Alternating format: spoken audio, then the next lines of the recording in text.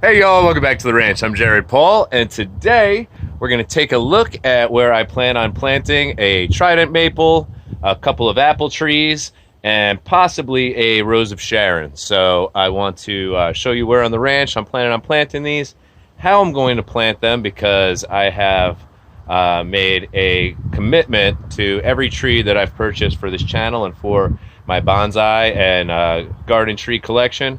At some point in my life, it will be for sale. So I never want to put and plant anything in the ground. For the past 4 years, I haven't planted anything in the ground. And if I do have something in the ground, it's because it volunteered itself, and I'll be digging it up, yamadouring it, urban dooring it, whatever you want to call it, in the future. So with that being said, I want to show you the technique that I thought of that I'm going to try this early spring. So I just need to figure out the layout of the trees and specifically where each one's going to go. So that's what you're going to join me for. Also, if you want to stick around afterwards, my 40th birthday is this coming Sunday, and Laura got me something I've been wanting to get for a really long time. She got me the Ancestry DNA.com kit. So the kit just came in the mail, so I'm going to open that up on camera and see what I have to do to find out more and more about the Krzyzewski lineage. It would help if I could say it. Anyways, that's what's coming up on today's episode of Jarhead Bonsai.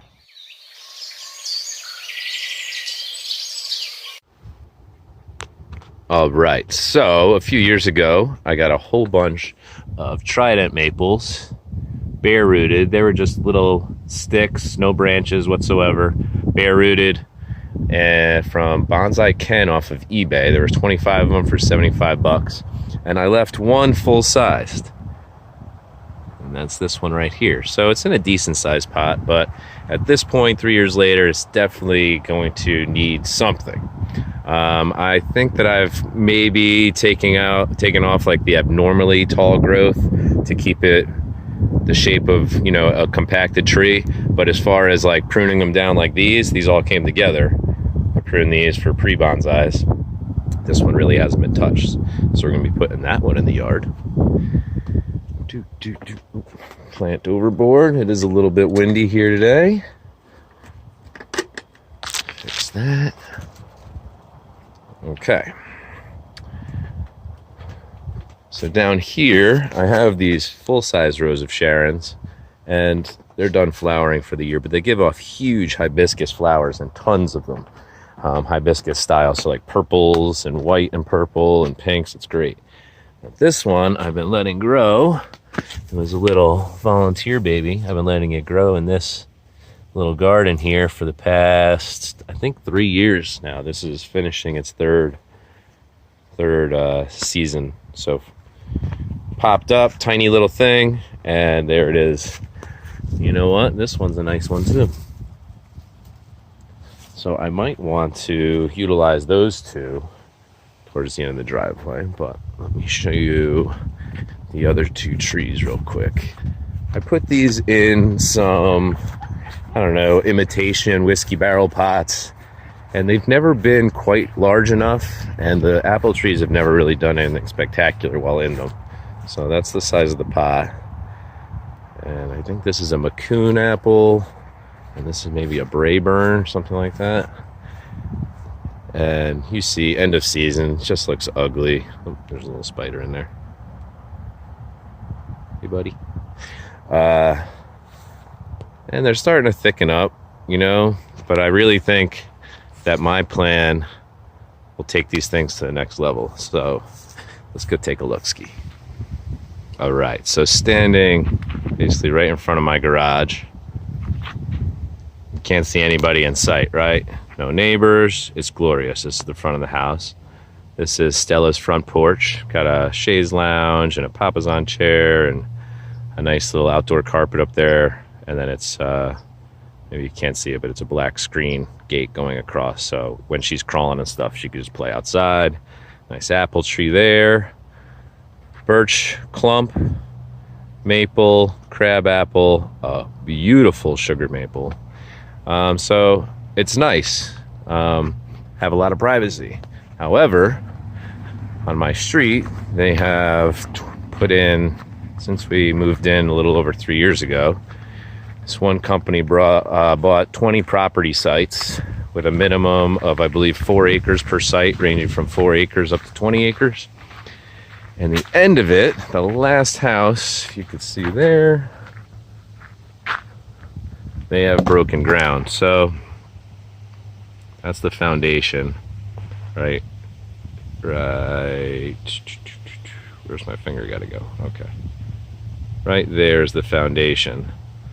So they don't have a direct line of sight, say, to my front door, but I want to cover some of the gaps anyways. Say, like, if maybe their back porch will be back there. I don't like any visual avenues of approach to my house from anywhere. So with that being said, I want to get out from under the canopy of this maple, and I'm thinking the Trident maple right there. And you know, they have the different shades of green. These sugar maples are a beautiful bright green. Hey buddy. But the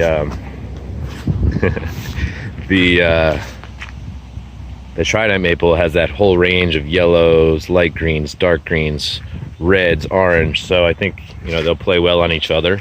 And I'll plan on keeping it about my height once planted in the ground. So I have a bunch of these large nursery pots.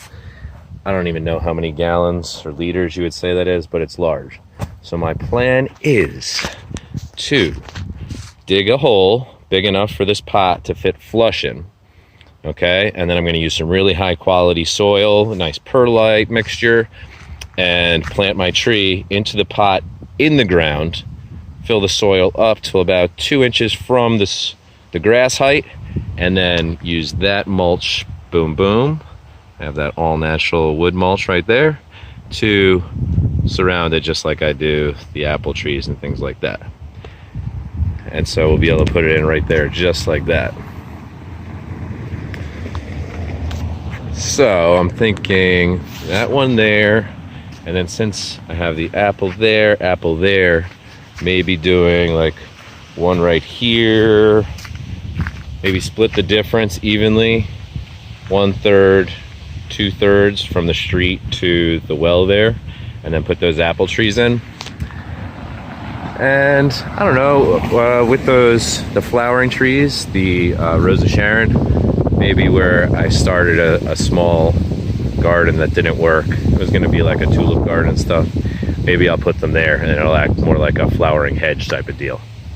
I think that would be a nice spread. So boom boom with the babies, Rose of Sharon flowering trees, a Trident maple here, apple tree there, apple tree there.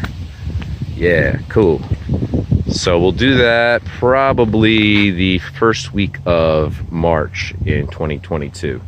But for now, let's go do the Ancestry DNA kit. Okay, so y'all remember the Queen of the Night? This exotic, succulent cactus plant, I don't know. It's tropical and amazing, and it blooms one day a year. And in this case, this will be the second time it will have bloomed in 3 years. It'll bloom, I'm thinking, tonight. You see these huge flowers. They're getting larger. Bruce Lee's huge moment.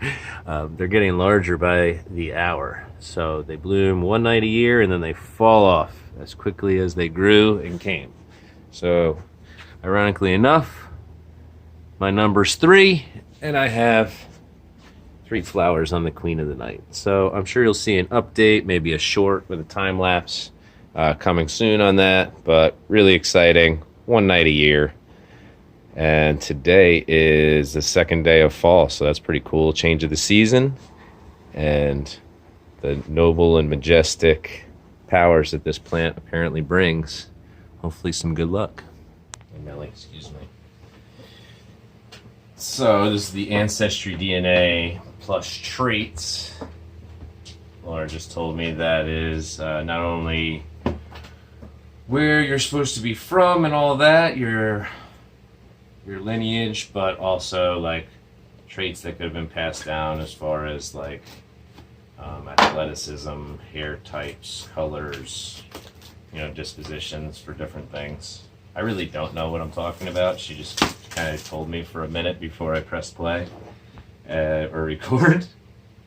So maybe you know what I'm talking about. I just want to know how Polish I am now. I think based on poking around the website that I am mainly Italian and Polish and a little bit of French. We'll see if there's something else in there.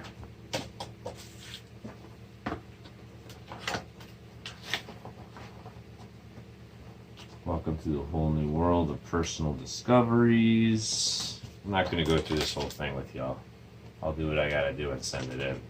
But if you were curious, I figured I'd share with my broskies on my bonsai channel. Insert cap tube into bag, seal the collection bag, put bag into return mailer. So I'm assuming this is like my saliva or urine or whatever they test for blood. I don't know. Exempt human specimen.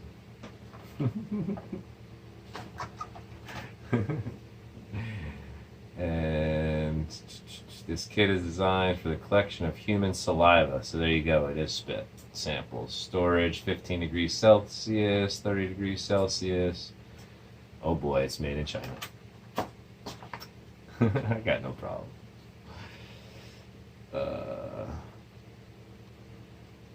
All right, well, I'm not going to do this on camera because that would be weird, but I did fill you in on what to expect if you order it. There is a pricey membership fee, but there's a 2-week trial, and you can get your DNA kit and access to all those records and stuff like that without having the actual membership. So you got to pay for the DNA, but you don't have to pay the monthly if you do not want to, which we probably will not. All right, so that's going to do it for today's episode of Jarhead Bonsai, y'all. Let me flip this thing around. Hey, so that's going to do it for today's episode of Jarhead Bonsai. Hope you enjoyed it. Lots more to come from the ranch. This is the part of the season where you're kind of in limbo. Nothing's really growing. Trunks are thickening on the trees. And you got about a month before you have to start considering bringing in the trees that are less cold hardy for that overwintering process. So lots of overwintering videos to come. And that's going to do it for today. So have a great weekend, y'all. And from my family, y'all, to yours, cheers.